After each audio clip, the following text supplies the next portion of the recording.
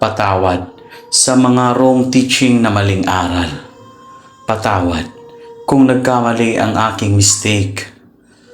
Patawad kung hindi tama ang not right. At patawad kung naging failure ang iyong kabiguan.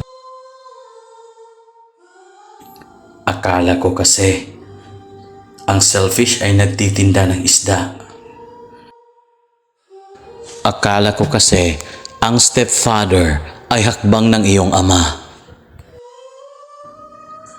Akala ko kasi ang highlights ay mga mataas na ilaw. Akala ko kasi ang window shopping ay pamimili ng bintana. At akala ko ang breadwinner ay tinapay na panalo. When I just thought that, akala ko lang yon.